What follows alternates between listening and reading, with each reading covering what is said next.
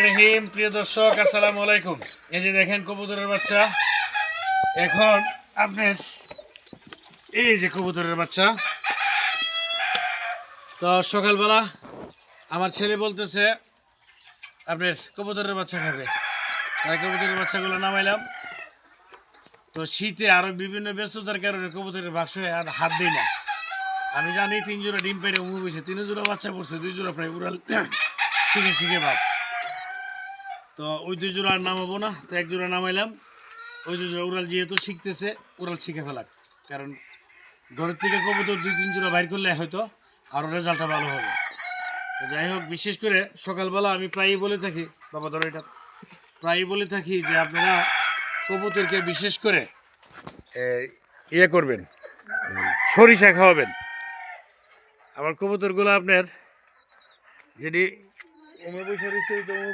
এই যে দেখেন সবগুলো যে একদম চালে গিয়ে বসছে। তো যাই হোক, বিশেষ করে কুয়াশা, যেহেতু কুয়াশাতে আপনার এই কবুতর, তো আপনার আসলে দরজা বন্ধ করি না, যার কারণে কবুতর ইচ্ছা করে সে নেমে যায়। বাবা দেখছো বাচ্চা সুন্দর না? আচ্ছা ঠিক আছে, তোমার লাগি তো নামাইছি বাবা। তো যাই হোক, ওই যে কবুতরটা কুয়াশা আছে এখনো, যার কারণে আমি বসে রয়েছি। তো যাই হোক, কবুতর নিয়ে ভিডিও করি না তো অনেকদিন হয়ে গেছে।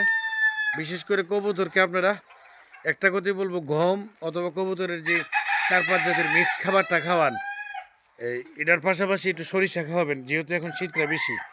অবশ্যই সরিষাটা খাওয়াইলে কবুতরের দেখা গেছে কি আপনার শরীরটা একটু গরম থাকবে, যেহেতু একটু ঠান্ডা।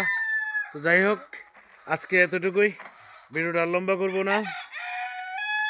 লাইক কমেন্ট করবেন, ইউটিউব চ্যানেল মাশাআল্লাহ ভুয়া এগ্রো সাবস্ক্রাইব করবেন। তো এই বলে আমি আজকে ভিডিওটা শেষ করছি। আসসালামু আলাইকুম, আল্লাহ হাফেজ।